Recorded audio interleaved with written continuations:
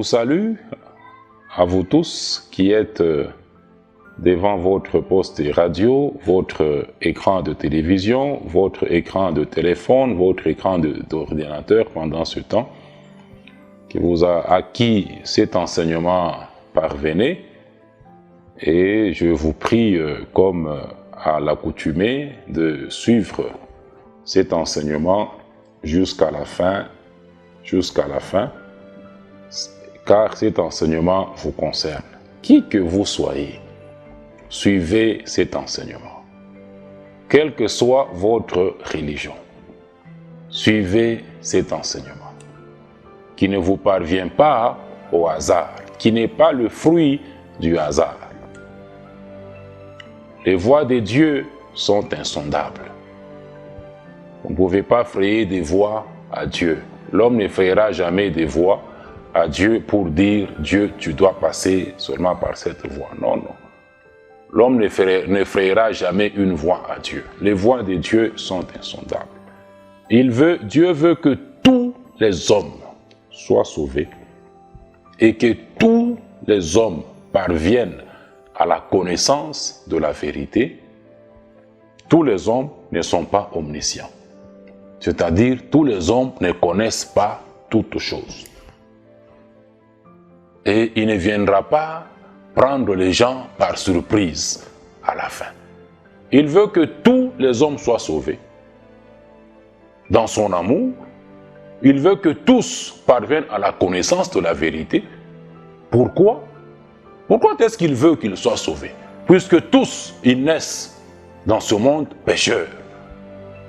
Que tu sois musulman, en Algérie où tu es, que tu sois musulman, dans n'importe quel pays où tu es, que tu sois catholique, protestant, méthodiste, orthodoxe, tout homme né dans ce monde pécheur.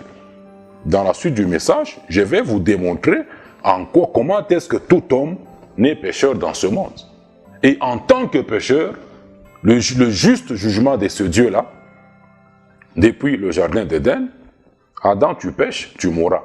Le juste jugement de Dieu, c'est la mort. La mort spirituelle, la mort naturelle, la mort physique et la troisième mort, la mort éternelle. Dans le feu éternel, donc la séparation éternelle d'avec Dieu, que l'homme passera dans le feu éternel. Ça, c'est le sort de tout homme qui naît dans ce monde.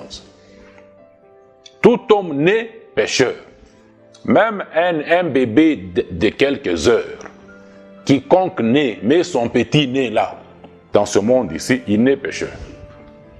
Il est descendant du premier couple Adam et Ève pécheurs.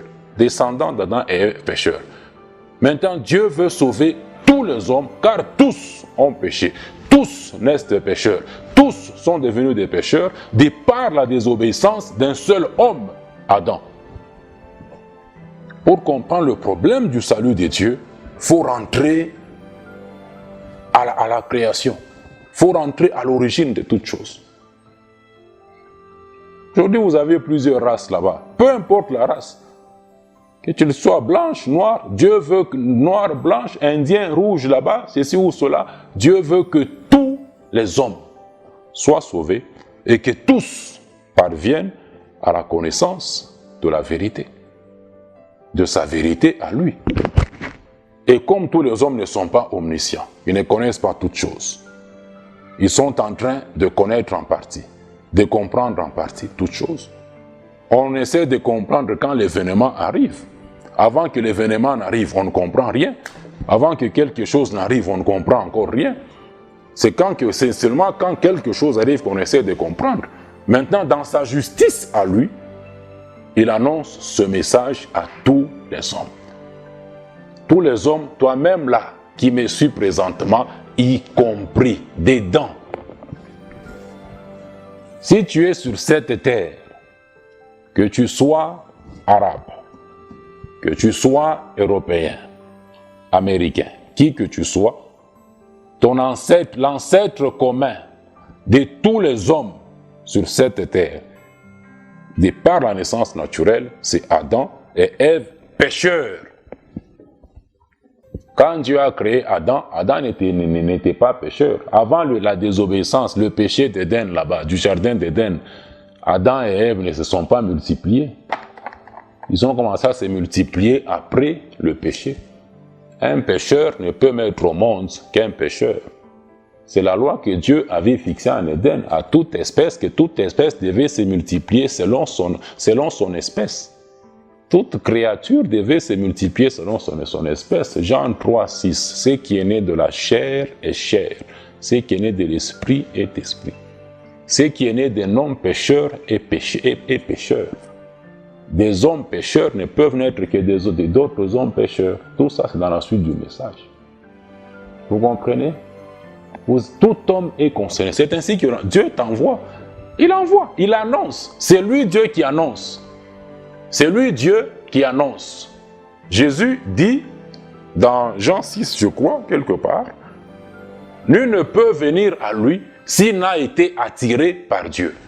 Nul ne peut suivre cet enseignement s'il n'a été attiré par Dieu. Nul. C'est la prière que moi je lui adresse tous les jours. Père, tu veux que tous les hommes soient sauvés, qu'ils parviennent à la connaissance de la vérité sans entendre. Tu ne donneras à personne la foi pour être sauvé. Attire les hommes pour entendre, ceux qui sont dans les périmètres couverts par telle chaîne de télévision, par telle chaîne de radio, ceux qui sont dans les zones où l'enseignement est diffusé sur Facebook, ceux qui sont abonnés de la page Facebook, de la chaîne YouTube, attire ces gens-là à suivre ces enseignements, attire ceux qui sont membres de ta seule église à suivre pour que tu les sanctifies, pour que tu leur donnes la foi de quitter l'iniquité, de s'éloigner de toute iniquité, pour que tu les perfectionnes en vue de l'œuvre du service qu'ils doivent te rendre.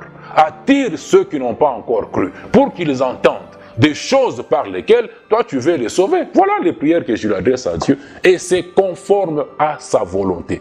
Chaque jour, quand je prie ça, matin, soir, il entend, il exauce et il fait. 100% de mes prières, Dieu les exauce.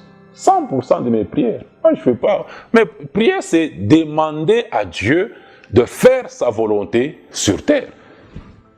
De faire sa volonté sur terre. Ah, mon frère, Dieu est limité. Je te le dirai encore, mais je ne comprends pas comment j'ai dit toutes ces choses qui sont dans le message, quelque part. Dieu, il est limité. Je vais te démontrer comment est-ce que Dieu est limité. Il est tout puissant, mais il est limité. Et c'est sa volonté qui le limite. Sa volonté à lui le limite. Cet enseignement ne te parvient pas au hasard. Vous qui êtes à l'ICACI, qui me suivez à l'ICACI régulièrement, je ne cesse de vous inviter le samedi de 14h à 16h. Dans le local du centre biblique, situé sur la rue Mama Emo, pour suivre ces enseignements que je donne aux membres de la seule Église de Jésus-Christ, selon Éphésiens chapitre 4 plutôt, verset 12, où je perfectionne mes frères et mes sœurs en Christ en vue du service qu'ils doivent rendre à Dieu, que nous devons tous rendre à Dieu, comme des membres du corps de Christ dans le contexte actuel de la grande maison qui est sur terre présentement. Ces enseignements, je ne les donne pas à l'ICACI seulement sur une chaîne de télévision. Apprenez à suivre sur les autres chaînes où les enseignements passent, puisque un jour vous ne me verrez pas sur cette chaîne, dites pas oh, il est parti, il est passé où, il est toujours là. Mes numéros de contact sont là. Appelez, cherchez à savoir les programmes sur les autres chaînes, sur l'autre chaîne de télévision, afin que vous soyez toujours édifiés et perfectionnés en vue de l'œuvre du service. Très important. Nous sommes toujours dans la sous-série de la grande série, la sous-série qui est intitulée « Dieu veut que tous les hommes parviennent à la connaissance de la vérité ». Il veut que tous les hommes parviennent à la connaissance, parviennent à comprendre la vérité. Je vous ai dit dernièrement que la vérité de Dieu, elle est générale, c'est général. Dieu n'a pas qu'une seule vérité. Tout ce que je n'ai cessé de dire dans cette sous-série constitue des portions de la vérité générale de Dieu à laquelle il veut que tous les hommes puissent parvenir.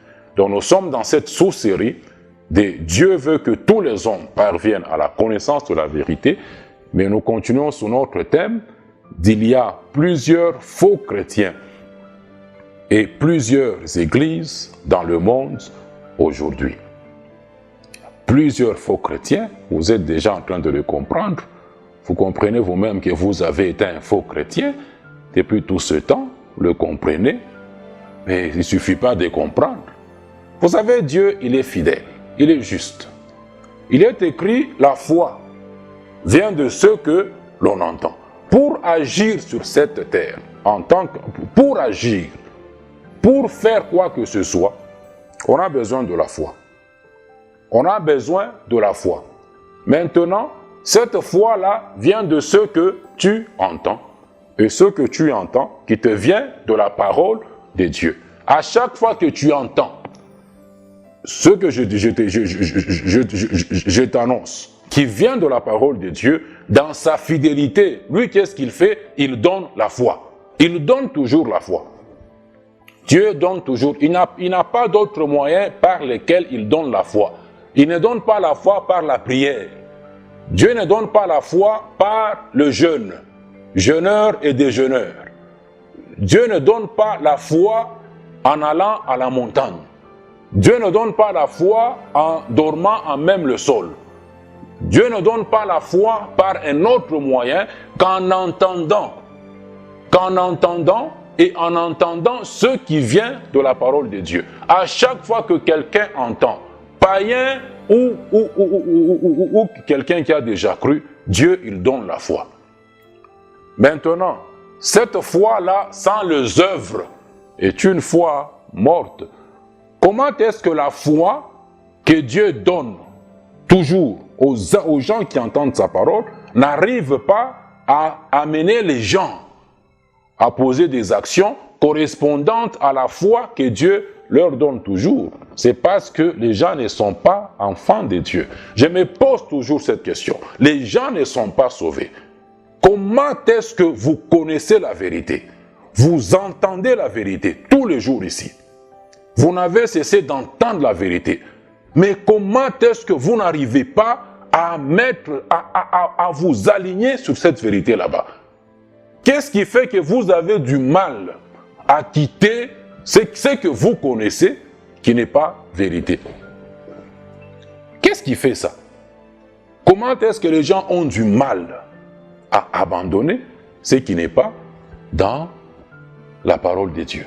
Vous connaissez ce que la parole de Dieu dit. Et Jésus pouvait dire, si la lumière qui est en toi, si la vérité qui est en toi est ténèbres, combien plus grands sont tes ténèbres? Si la vérité que tu connais, que tu n'as cessé d'entendre, n'est pas suffisante pour t'amener à faire selon cette vérité là-bas, tu n'es que dans un profond aveuglement spirituel. Comprendre que vous êtes un faux chrétien, qu'il y a beaucoup de faux chrétiens, et demeurer dans ce qui fait de vous faux chrétiens, bon, œuvre morte. Œuvre morte. Il y a plusieurs faux chrétiens dans le monde aujourd'hui. Plus de 2 milliards de personnes sur Terre actuellement sont des faux chrétiens. Ce sont appelés des chrétiens à gauche ou à droite, mais ce sont des faux chrétiens à la lumière de la parole de Dieu. Pas selon moi, selon la parole de Dieu. Ils représentent 1/3 de la population mondiale. L'objectif n'est pas de le découvrir, mais c'est de le découvrir, de comprendre et de quitter pour s'aligner maintenant pour se tourner vers Dieu et sa parole. C'est en ça qui concerne la repentance. Dans 2 Timothée 2, verset 19, Dieu dit, quiconque prononce le Seigneur, qu'il s'éloigne de l'iniquité. Et toute iniquité, il est écrit, est péché. Toute iniquité est péché. Et est péché tout ce qui n'est pas dans la parole de Dieu. Tout ce qui n'est pas dans les Écritures. Tout ce qui n'est pas fait selon que les choses sont écrites dans la parole de Dieu. Il y a plusieurs faux chrétiens dans le monde aujourd'hui. Plusieurs faux chrétiens, plusieurs églises dans le monde aujourd'hui. Et Dieu veut que tous les hommes le comprennent. Dieu veut que tous les hommes le comprennent. Dans sa justice, il n'a cessé d'attirer les gens pour entendre ça. Pour entendre ça. Dieu veut que tous les hommes le comprennent. Et que tous les hommes comprennent que lui, Dieu, a une église. A une seule église qui n'a rien à voir avec tout ce que vous connaissez comme les églises dans le monde aujourd'hui. Il veut que vous parveniez à cette connaissance-là, à cette connaissance de cette vérité là-bas. Qu'il a une église à lui qui n'a rien à voir avec tout ce que vous connaissez comme les églises dans le monde. Des églises qui ne sont pas dans sa parole. Des églises qui ne sont pas dans sa volonté. Et il veut que tous les hommes sachent, il veut que tous les hommes parviennent à comprendre que ne peut aller au ciel, ne pourra aller au ciel, ne pourra aller au paradis pour être avec lui éternellement, ne pourra être enlevé au moment où Christ viendra enlever son Église, ne pourra être enlevé pour être avec le Seigneur. Seul un chrétien devenu membre de la seule Église de Jésus-Christ par le salut. Seul un chrétien, le vrai, un vrai chrétien, qui est devenu membre de la seule Église de Jésus-Christ par le salut. Car c'est par le salut que le Seigneur lui-même ajoute à son Église ceux qui sont sauvés. Le Seigneur n'ajoute à aucune dénomination. Le Seigneur n'ajoute à aucune autre Église ceux qui sont sauvés. Et son Église à lui n'est pas un regroupement de plusieurs églises. Christ n'est pas divisé. Ceux qui sont dans la division n'ont rien à voir avec Christ. Christ n'est ni un Dieu de désordre, ni un Dieu de division. Il n'est pas tout ça. Ne peut prendre part à l'enlèvement de l'Église que le vrai chrétien, devenu membre de la seule Église de Jésus-Christ par le salut. Jésus ne viendra pas enlever. Il ne vient pas enlever l'Église musulmane. Jésus ne vient pas enlever l'Église musulmane. Il ne vient pas enlever l'Église anglicane. Jésus ne vient pas enlever l'Église anglicane. Jésus ne vient pas enlever l'Église hindoue. Il ne vient pas non plus enlever l'Église protestante. Jésus ne vient pas enlever l'Église catholique ni l'Église orthodoxe. Ce n'est écrit nulle part dans la Bible. Toutes ces églises, je n'ai cessé de vous le dire, elles sont vraies, elles existent, elles sont là. Ce sont les églises comme Christ a son église. 2 Timothée 2,19, vous me le demandez toujours, vous pouvez toujours vous poser ces questions là-bas. 19, c'est là-bas. Dieu seul connaît dans ce temps de confusion quiconque est membre de cette église-là, de l'église de Jésus-Christ, qui n'a jamais été un bâtiment, qui n'a jamais été constitué de pierres mortes. Cette église du Seigneur Jésus, qui n'a jamais été une dénomination, qui n'a jamais porté un autre nom que l'église de Jésus, que l'église du Dieu, que l'église du Dieu vivant. Toutes ces églises sont là, mais Jésus, elles n'ont rien à voir avec l'enlèvement de l'église. Jésus ne vient pas enlever ces églises là-bas. Ce n'est écrit nulle part. Ce n'est écrit nulle part. Dans 1 Thessaloniciens, chapitre 4, verset 15 jusqu'au verset 18, on vous explique comment est-ce que l'enlèvement de l'église se produira. On dit, les morts en Christ ressusciteront, premièrement. On dit, les protestants vont ressusciter, ou les orthodoxes vont ressusciter. On dit, les catholiques vont ressusciter, les musulmans vont ressusciter.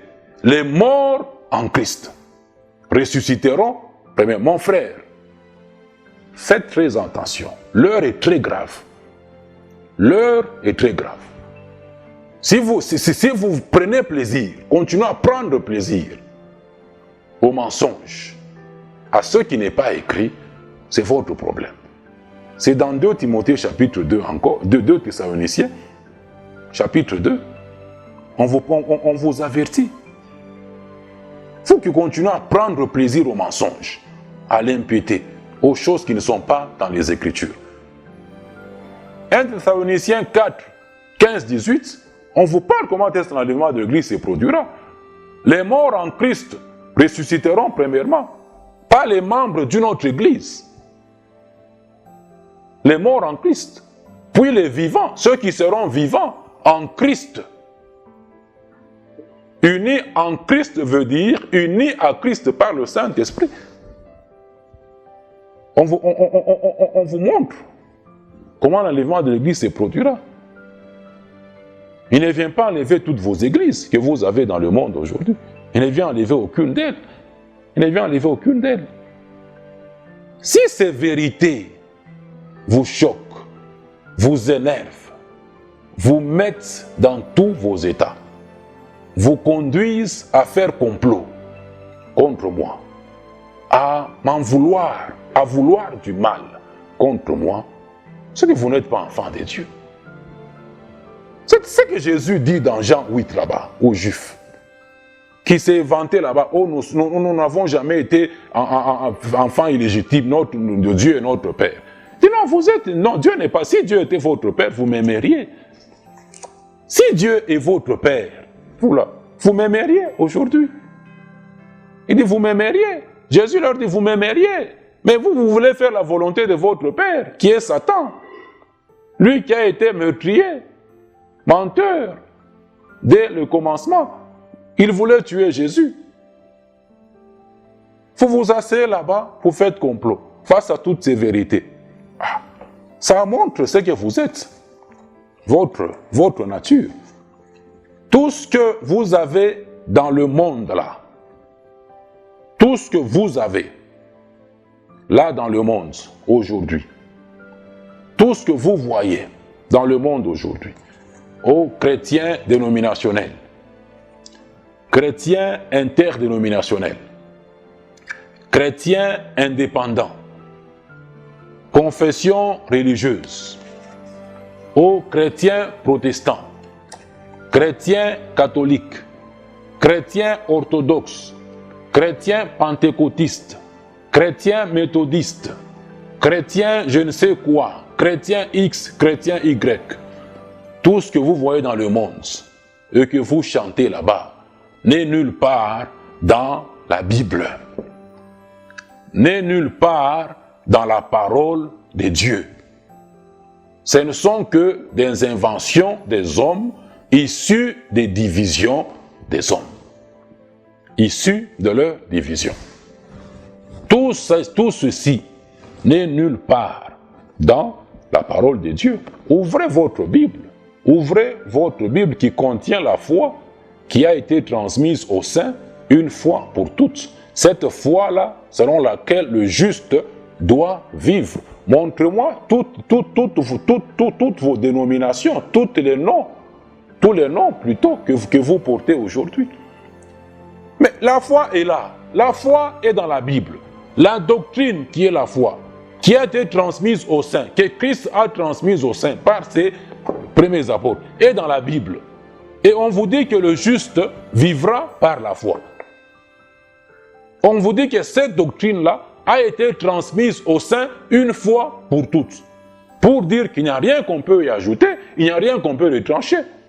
Dans Deutéronome 4.2, Dieu dit à Israël, il vous le dit encore aujourd'hui, que personne ne peut rien ajouter, personne ne peut rien retrancher à tout ce que lui avait prescrit. Bon, maintenant, vous avez des histoires aujourd'hui, vous êtes des histoires aujourd'hui qui ne sont pas dans la parole de Dieu.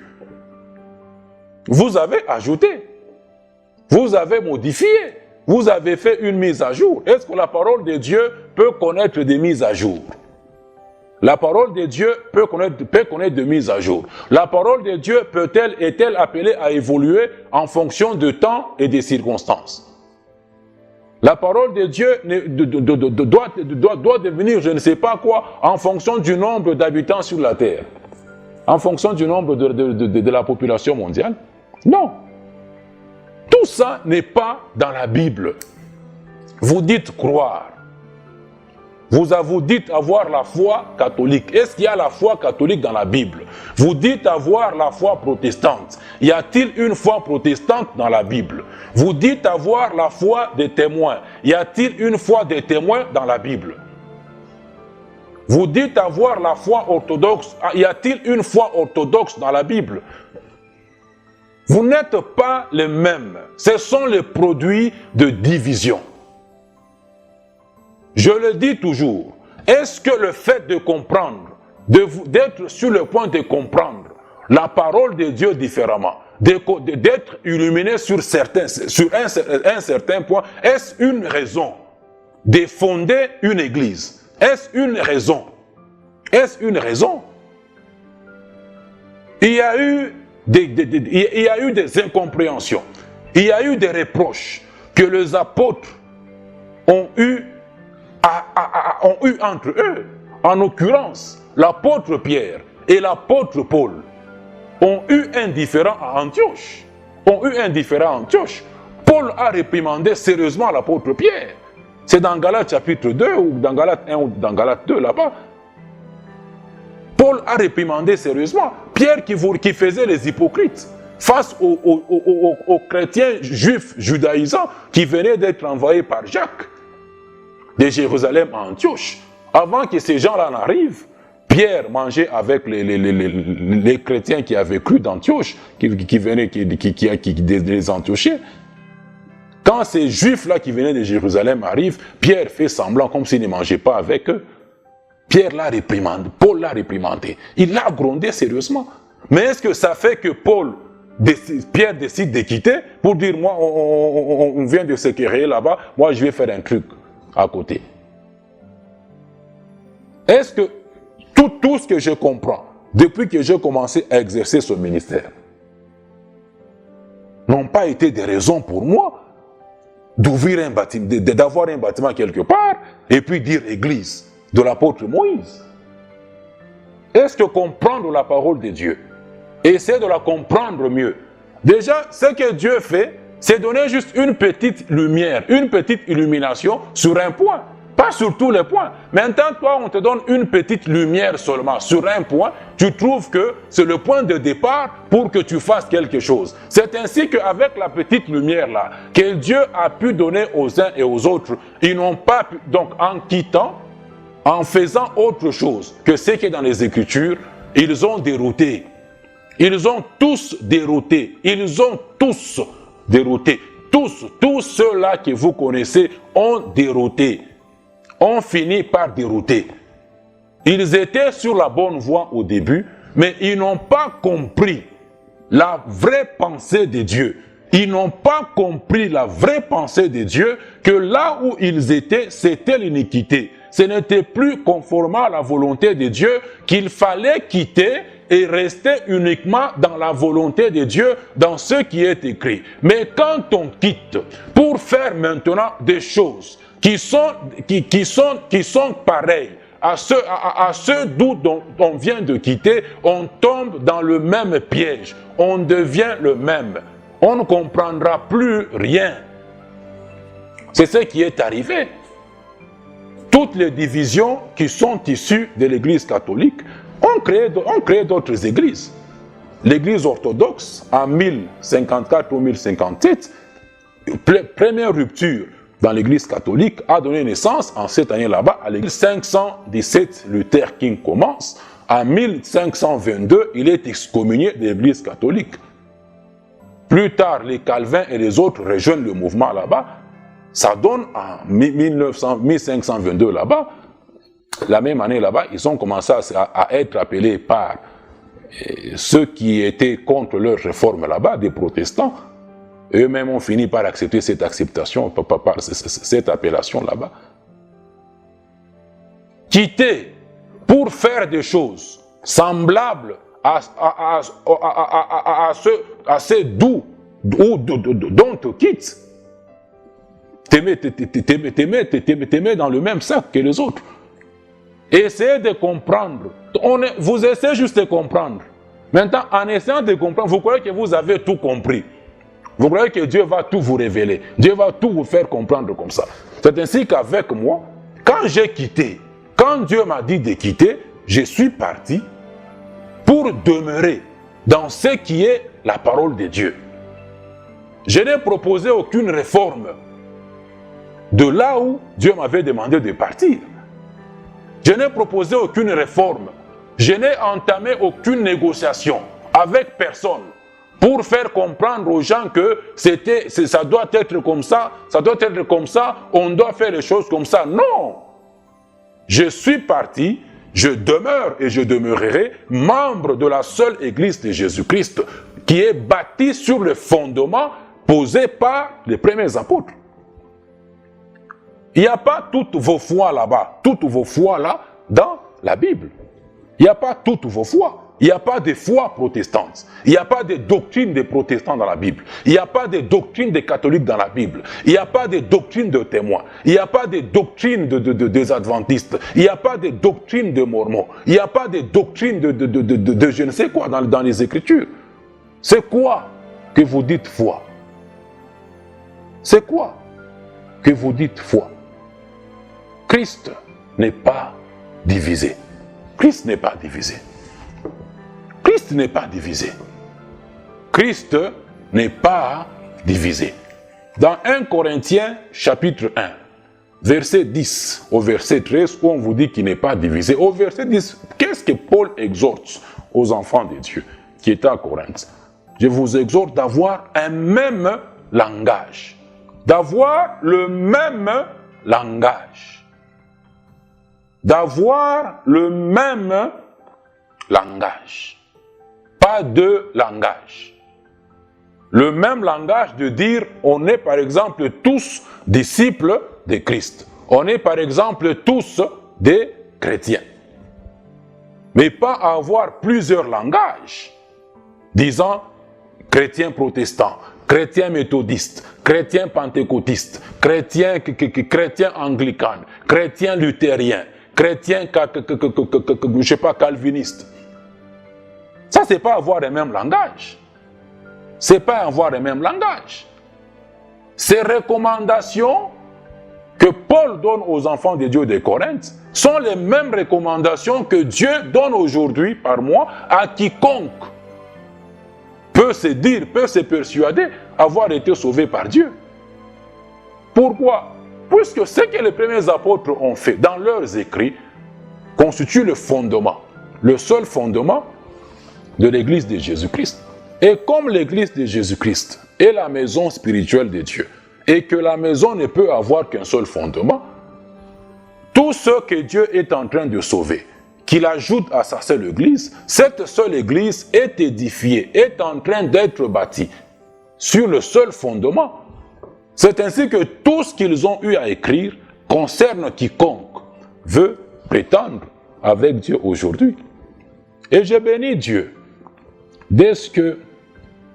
depuis que cette série a commencé, il n'a cessé d'amener les gens à suivre les enseignements que je donne dans cette série. À suivre les enseignements que je donne sur il y a plusieurs faux chrétiens et plusieurs églises dans le monde. Il amène les gens à suivre ça. Et ces gens concluent en disant qu'il n'y a pas de chrétiens. Dieu amène les gens à suivre. Et ils concluent, ces gens-là concluent en disant qu'il n'y a pas de chrétiens. Ils comprennent Ils suivent objectivement les enseignements de la parole de Dieu avec la Bible à côté. Et ils finissent par comprendre qu'il n'y a pas de chrétiens. Ils finissent par comprendre qu'il n'y a pas de chrétiens. Tout ce qui s'appelle chrétien là-bas, ce ne sont pas des chrétiens selon les Écritures. Ce ne sont pas des chrétiens selon la Bible. Ils parviennent à cette conclusion là-bas. Et ils me demandent d'aller directement au but en prêchant cet évangile-là du salut. Ce qui est tout à fait là où je suis en train d'aller. Là où je suis en train d'aller. Mais je leur dis aussi que pour parvenir à cette compréhension que vous avez eue, que les gens sont en train d'avoir, il vous faut aussi entendre tout ce que je n'ai pas arrêté de dire d'abord. Il vous faut d'abord entendre, comprendre, et puis arriver à cette conclusion là-bas. Même si certains me disent toujours aussi, mais quand les gens vont comprendre et qu'ils viendront peut-être vers vous, ça ne serait pas une autre dénomination que vous allez, que je vais aussi former. Papa et maman, mon ami, mon frère et ma soeur. Moi-même qui vous parle là, je ne suis membre d'aucune dénomination. Je ne suis membre d'aucune autre église que la seule église de Jésus-Christ. Je ne suis qu'un seul membre du corps de Christ, un seul membre de l'église de Jésus-Christ, à laquelle il m'a ajouté. Il m'a ajouté lorsqu'il m'a sauvé. Quand il m'avait sauvé, je suis membre de cette église-là. Aussi, je n'ai jamais appelé quelqu'un. Je n'ai jamais appelé quelqu'un à venir à une quelconque église. Mon frère, on fait avec toi ce travail depuis des mois là, des années maintenant là. Tu m'as déjà entendu dire de venir dans mon église ou dans quelque... Je n'ai jamais appelé quelqu'un à venir à une quelconque église. Ceci n'aura jamais lieu. J'étais quelque part là, j'ai parlé avec eux. Ils me disent, mais apôtre, quand tu auras ton église aussi, tu feras X, Y choses. On parlait sur certaines choses là-bas. J'ai dit à ces gens-là ceci. Je leur dis, puisque les gens continuent de rêver. Les gens, vous continuez de rêver. Ce ne sont que des cauchemars. Comprenez les voies de Dieu, comprenez la parole de Dieu et alignez-vous sur la parole de Dieu. Je le dis toujours, vous n'avez pas besoin de moi pour comprendre ces choses. Si vous êtes un enfant de Dieu là, vous comprendrez ces choses que je suis en train d'enseigner et vous les mettrez en pratique. Pour mettre la parole de Dieu en pratique, je ne suis pas le superviseur de personne. Pour que quand je serai là-bas, ils vont faire ceci. Non, l'église de Jésus appartient à Jésus. C'est son église. C'est son église. C'est son église. J'ai dit à ces gens-là, et je vous dis aussi, qui pensaient qu'il y a un projet. D'ailleurs, il est écrit dans 1 Corinthiens 13 que l'amour de Dieu là, qu'il répand dans nos cœurs par le Saint-Esprit, ne soupçonne point le mal. L'amour de Dieu ne soupçonne pas le mal. L'amour de Dieu croit tout. Si ce que je vous dis, vous ne voulez pas croire, vous me prêtez les intentions, vous péchez gratuitement. L'amour de Dieu ne soupçonne pas le mal. L'amour de Dieu croit tout. Croyez ce que je vous dis.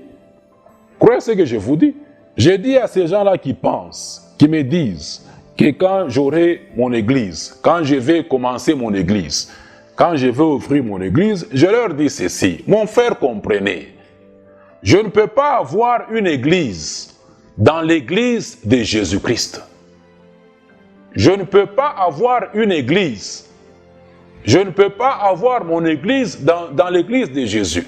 L'église de Jésus-Christ est imagée aussi à la famille de Dieu. C'est la famille de Dieu à laquelle on appartient par le salut. Vous ne pouvez pas avoir une famille dans une autre famille. Dans une autre famille. Je ne peux pas avoir une église dans l'église de Jésus-Christ. Ce qui implique que si je veux avoir une église,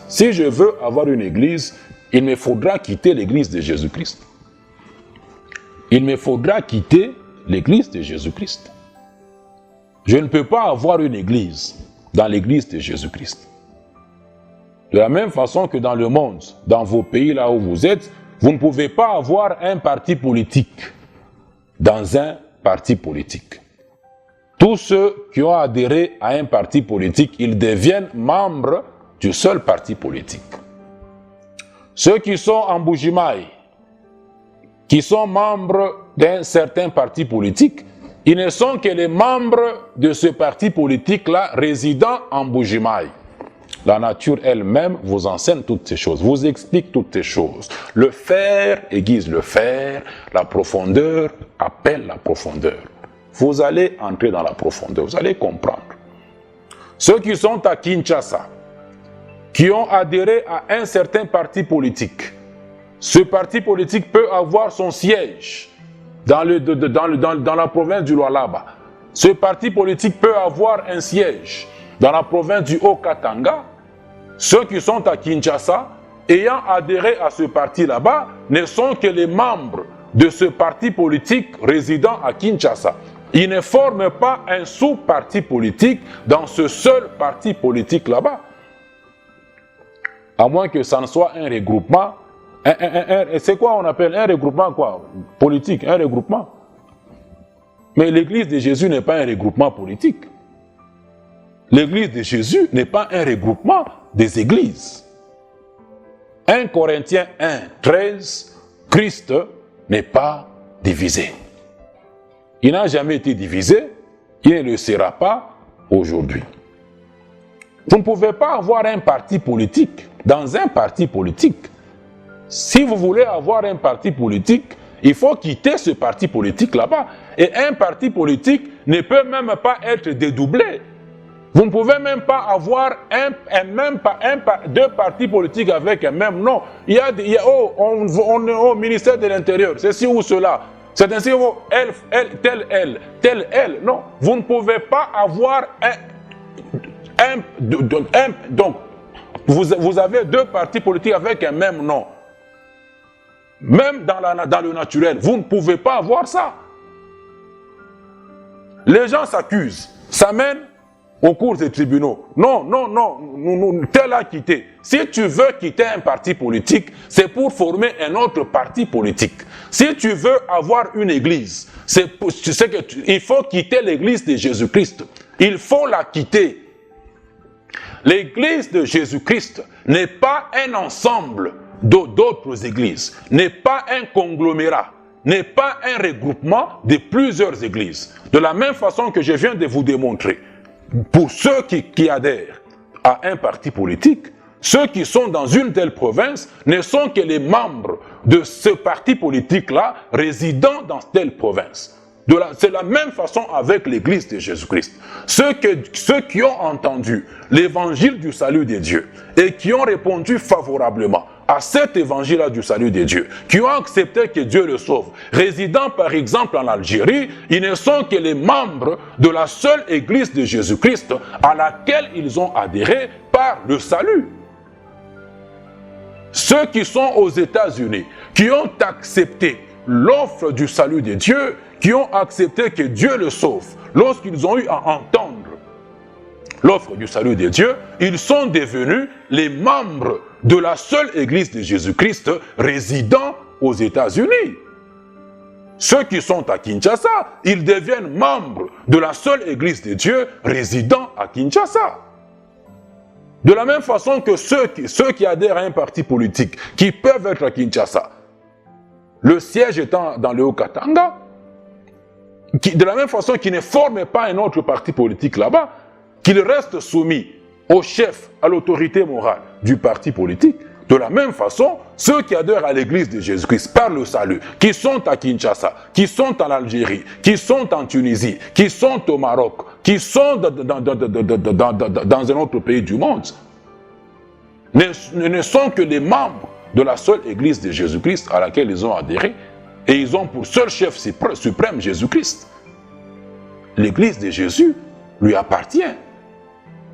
Tous ceux qui adhèrent par le salut à cette église-là ne sont que les membres de la seule église de Jésus-Christ.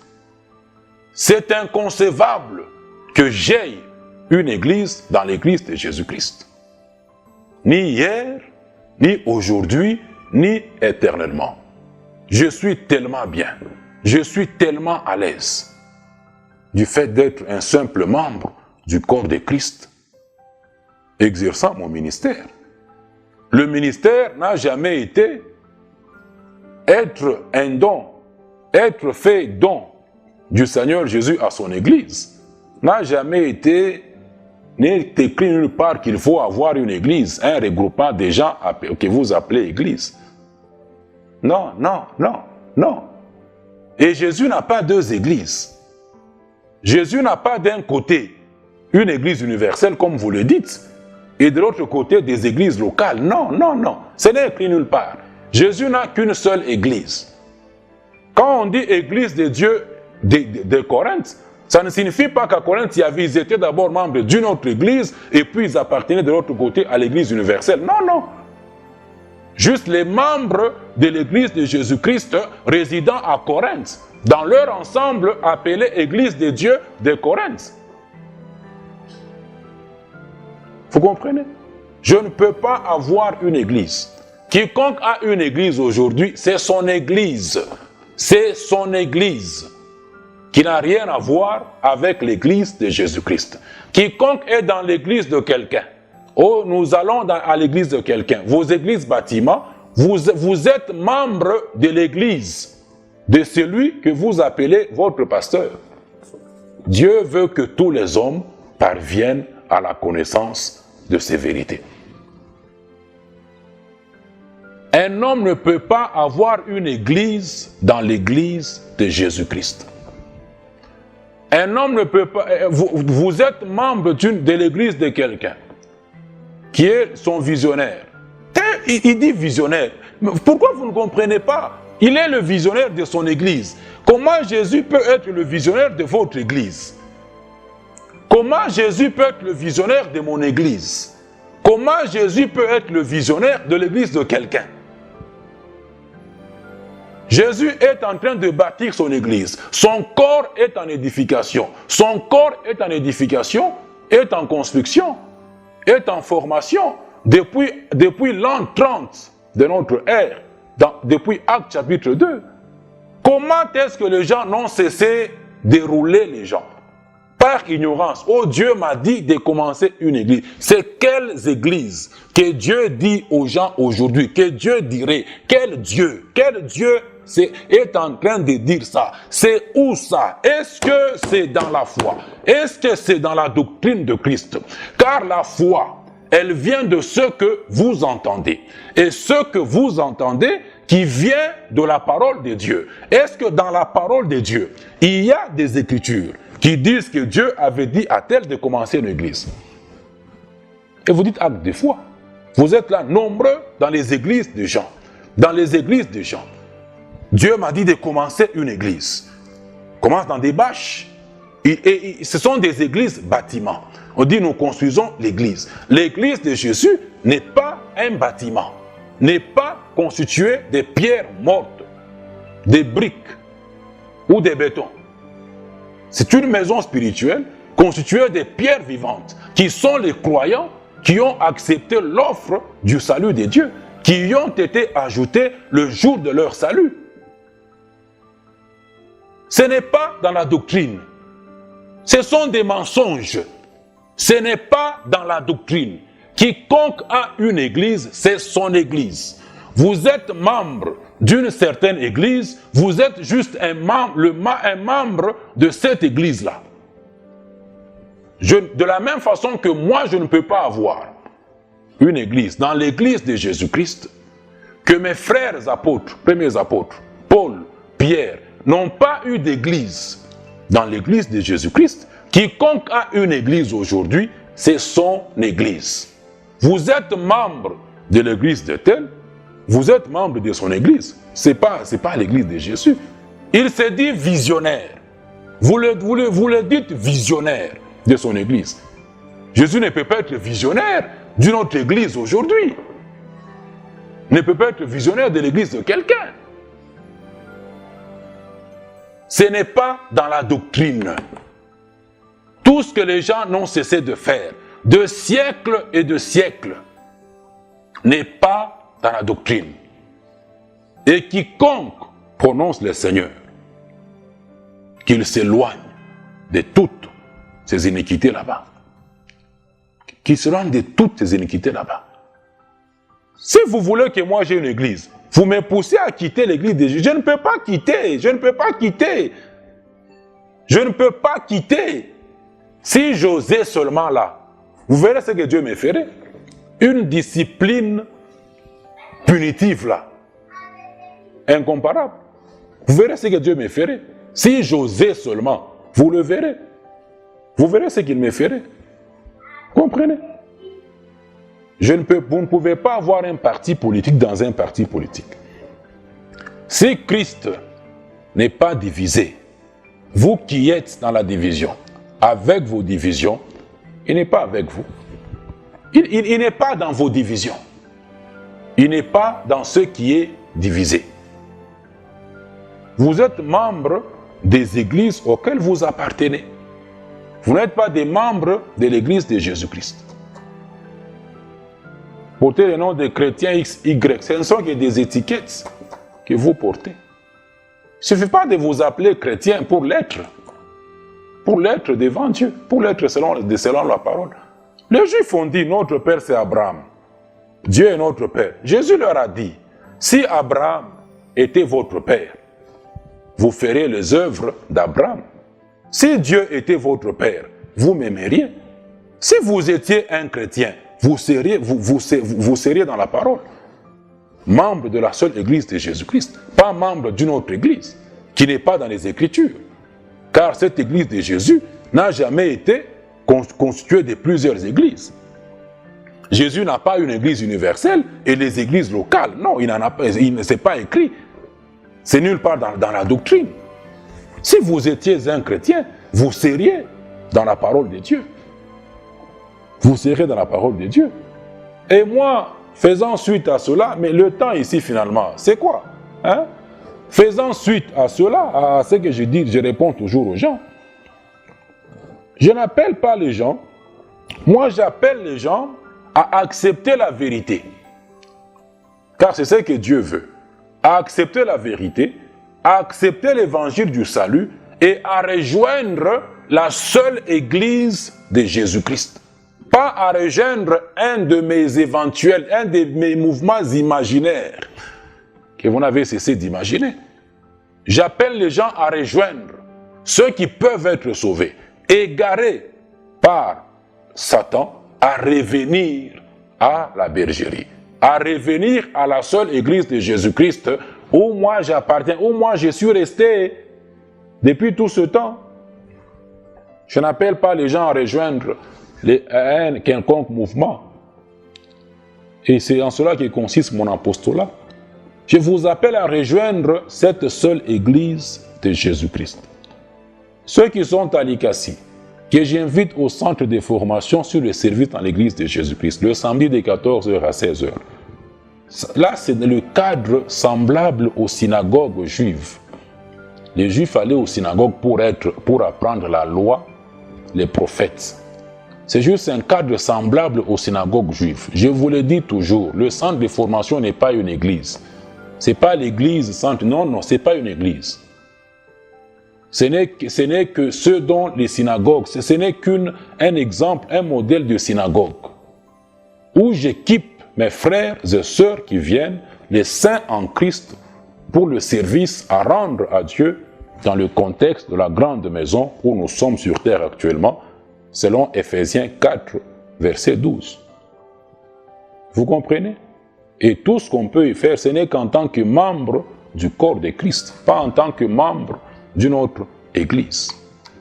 Acte 17, versets 30 et 31. Dieu appelle tous les hommes à la repentance.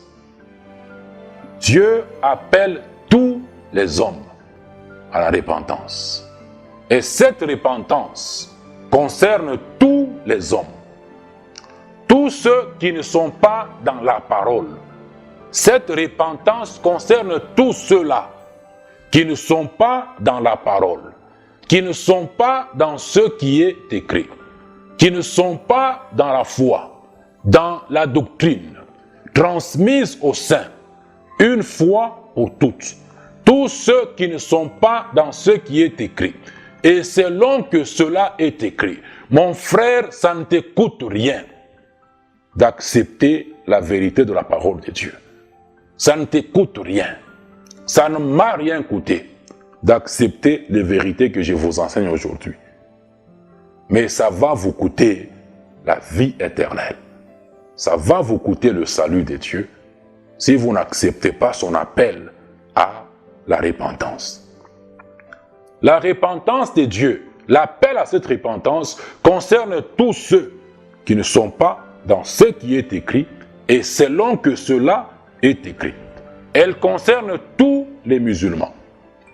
L'appel à la repentance concerne tous les musulmans, tous les bouddhistes, tous les mormons, tous les catholiques, tous les protestants, tous les pentecôtistes, tous les méthodistes, tous les témoins de Jéhovah, tous les athées, tous les animistes.